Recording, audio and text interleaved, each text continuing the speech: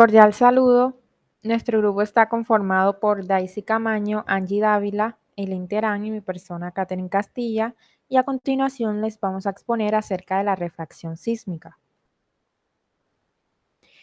Se puede decir que los estudios de refracción sísmica permiten interpretar la estratigrafía del subsuelo gracias al uso del principio físico del fenómeno de la refracción total de una onda sísmica que incide sobre una interfase localizada entre dos cuerpos con diferentes propiedades mecánicas, lo cual se llama el horizonte de refracción. La condición fundamental para llevar a cabo los estudios de sísmica por refracción es que la sucesión de los estratos a investigar se caractericen por velocidades sísmicas crecientes al aumentar la profundidad. Entonces, de este modo se pueden evaluar hasta 4 o 5 horizontes de refracción diferentes. Siguiente diapositiva, por favor. Hay algo importante que habla acerca del fenómeno de la refracción, es que, como ya se ha indicado, la refracción es un fenómeno físico donde cualquier radiación, ya sea electromagnética, una onda sonora o elástica, sufre una desviación al pasar de un medio o un cuerpo a otro, el cual puede presentar diferentes características, ya sea de rigidez o de densidad. Continuamos. Las mediciones sísmicas. Los estudios de refracción sísmica se puede decir que son parte de la categoría de mediciones sísmicas no invasivas activas y se tratan de ensayos in situ. De hecho, nosotros podemos decir que las mediciones sísmicas se agrupan en invasivas, donde la fuente, los recibidores o ambos se ubican dentro del terreno. Las no invasivas, cuando tanto la fuente como los recibidores se ubican en la superficie durante el ensayo. Y estos a su vez se dividen en activas, donde las ondas son provocadas por una fuente apropiadamente cargada en el ensayo, y las pasivas se utilizan como fuente lo que es el ruido ambiental de fondo. Entonces, así como se muestra en la diapositiva, las técnicas geofísicas se caracterizan en medidas sísmicas, las cuales están las invasivas y las no invasivas, y en nuestro caso, la refracción es un estudio en el cual son no invasivas activas y son a través de ensayos. Continuamos.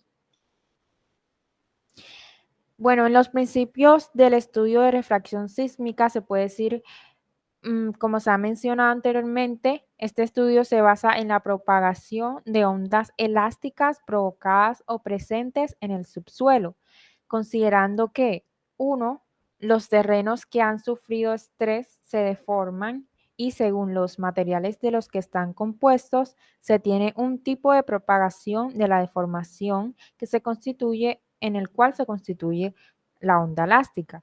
Y dos, que las características elásticas y la densidad de los terrenos se obtienen con base en la velocidad de propagación, la atenuación y la frecuencia de perturbación. Gracias. Ahora mi nombre es Eileen Terán y voy a continuar con los objetivos y propósitos.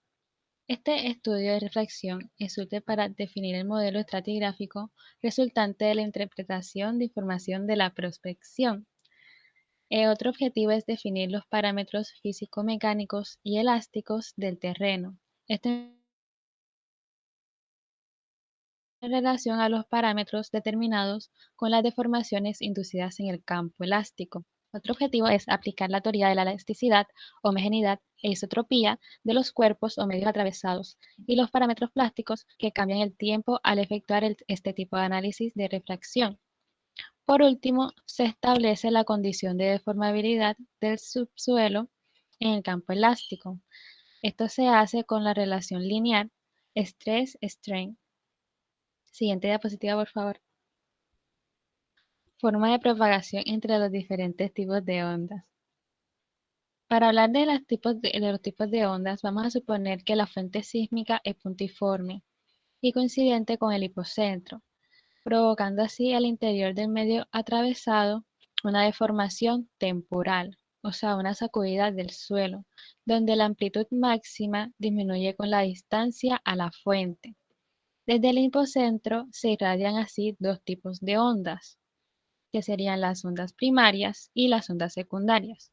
Las ondas primarias también son llamadas ondas de compresión debido a que cuando se propagan provocan solicitaciones de compresión y en algunos puntos dilatación, como se puede ver en la primera figura. En la segunda figura podemos observar las ondas secundarias, que también son llamadas ondas de corte. Estas se propagan en dirección perpendicular con respecto a la dirección de propagación. Bueno, si el medio es homogéneo, isótropo, continuo, elástico e ilimitado, se pueden propagar solo estos dos tipos de ondas, pero este no es el caso de la Tierra. Siguiente diapositiva, por favor. En la Tierra, la superficie libre y estratificada internamente contribuye a la propagación de otro tipo de ondas, cuya amplitud se reduce rápidamente, con base a una ley exponencial. La velocidad de estas últimas está en función al periodo, o sea que estas están dispersas y se definen como ondas de superficie. Estas se dividen en Rayleigh y en ondas Love. Las ondas Rayleigh son las que hacen vibrar el terreno según unas órbitas elípticas. Son las que podemos ver en la segunda figura de esta diapositiva. Estas ondas son elípticas en el plano vertical, en sentido opuesto a la dirección de la propagación de la onda. Por otro lado, en las ondas Love es el resultado de la interferencia de numerosas ondas S u ondas secundarias, propagadas por una capa elástica superficial que se sitúa por encima de otro medio elástico. Siguiente diapositiva. Bueno, por último tenemos la relación entre los distintos tipos de onda. Primero vamos a hablar de los medios saturados. La velocidad de las ondas P en estos medios está muy influenciada por el fluido intersticial y por lo tanto es poco sensible a las variaciones de las propiedades del esqueleto sólido. Mientras que las ondas S, la velocidad no depende de los fluidos intersticiales. Esto permite una mejor caracterización de las formaciones saturadas, gracias también a la mejor resolución espacial que se origina por la menor longitud de onda. Ahora centrándonos más en la velocidad de las ondas, tenemos que las ondas de comprensión BP es siempre mayor que de las ondas de corte, y en ambos casos generalmente aumenta con la profundidad. Por otro lado, la relación de la onda principal con la onda secundaria en el supuesto de comportamiento elástico lineal depende solo del coeficiente de Poisson. Por otro lado, tenemos que las ondas Love tienen una velocidad comprendida generalmente entre las ondas S medidas en la base y en la superficie del estrato. Por último, tenemos que la velocidad de las ondas Rayleigh resulta experimentalmente cercana a la de las ondas de corte. Ahora continuaremos con mi compañera Daisy. Bueno, ahora vamos a hablar un poco acerca de los equipos para el ensayo de refracción sísmica. Como lo hemos escuchado anteriormente, su objetivo es el estudio del subsuelo en general, lo cual pues nos permite obtener información geológica de los materiales que conforman dicho suelo. Entonces, los modos para provocar las vibraciones necesarias en el terreno se dan a través de varias fuentes y el evento de donde parten se denomina golpe. Luego, aquí en esta diapositiva nos muestran los equipos utilizados o que se utilizan para este ensayo. Como primero tenemos el sismógrafo, luego los geófonos, que son los que, como unos triangulitos, que es la imagen que está en la parte superior izquierda. Se utiliza un cable de refracción, que es el naranjado, una fuente o generador de ondas, una batería de 12 voltios y un software para datos. Puede ser que esté incluido ya en el sismógrafo o, si es más análogo o antiguo, es un computador que pueda leer bien este tipo de ondas. Bueno. Teniendo en cuenta esto, antes de pasar al modo de uso o en qué consiste este ensayo, los recibidores o también denominados geófonos son sensores capaces de captar las ondas que se propagan en el terreno. Son muy similares a un micrófono que es capaz de captar frecuencias muy bajas, inclusive de pocos hertz. y las transforman en una señal captada en un impulso eléctrico. Este sensor se coloca en un contenedor robusto, típicamente en forma de cilindro puntiagudo. Y este pues es apto como para hincarlo en el suelo con un mazo, porque ellos van dentro de la tierra. Luego, la señal de salida del geófono puede ser análoga o digital. Esta última, es decir, la digital, es preferible por su tecnología, ya que nos permite que las transiciones puedan ser a más larga distancia y no corre riesgo de alteraciones por interferencias. Y pasamos a lo que sería el modo de operación o el modo operar. Bueno, para la aplicación de los geófonos, que son como los clavitos que vemos adelante, estos deben ser en la medida posible lineal. Sabemos que igualmente una cosa es nosotros decirlo acá y otra cosa es el terreno que se vaya a estudiar. Pero generalmente o lo más recomendable es que estos estén posicionados de manera lineal y con un intervalo constante. Más adelante explicaremos esto. La longitud del tendido de los geófonos es proporcional a la profundidad que se quiere alcanzar. Entonces, ¿cómo funciona esto? Muy sencillo, así como lo vemos en esta imagen. La fuente o el sistema de arranque es el señor que está con el martillo. Entonces, este señor golpea la placa y esta placa va a generar ondas que los geófonos van a captar. Estas ondas van a ser transmitidas a través del cable de datos que está conectado al sismógrafo y a su vez al software que lee este tipo de ondas. Luego, este sismógrafo también está conectado al cable de disparo y así todo está interceptado. Entonces, bueno, teniendo esto en cuenta, finalmente también podemos hablar de algunos parámetros o algunos tips necesarios cuando se requiera hacer este tipo de ensayos.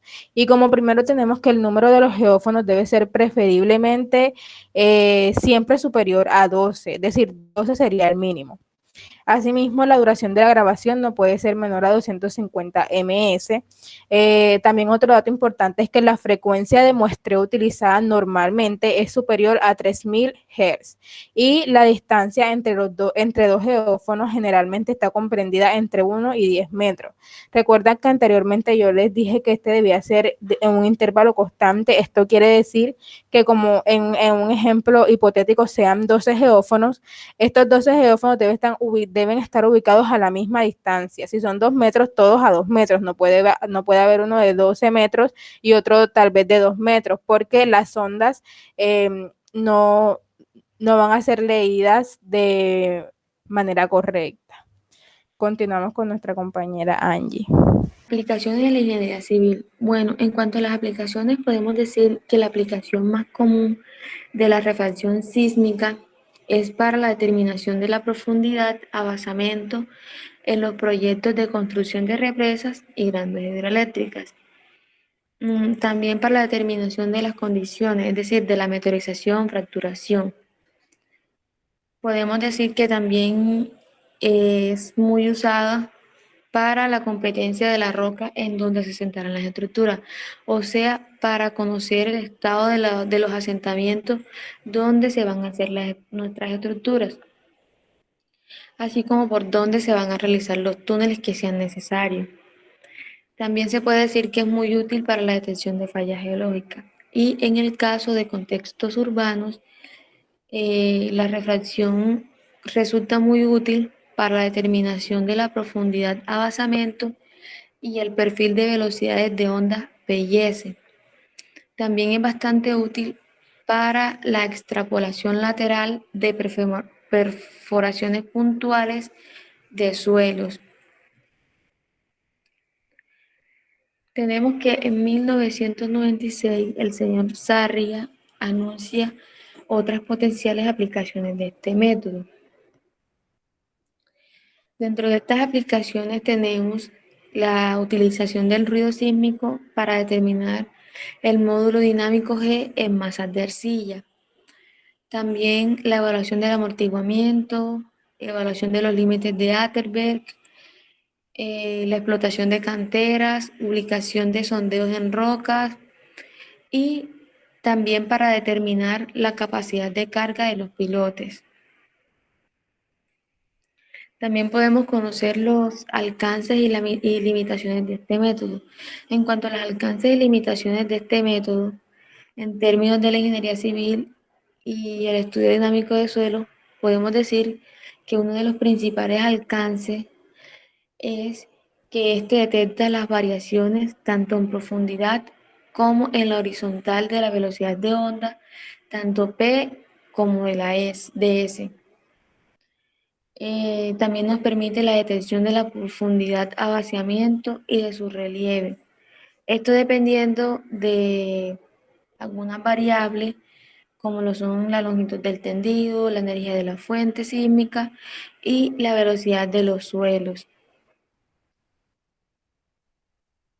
En cuanto a las limitaciones, podemos decir de que esta solo funciona cuando la velocidad de propagación de las ondas aumenta con la profundidad. O sea, en el caso de los suelos con capas intermedias de menor velocidad, el método arrojaría unos resultados erróneos.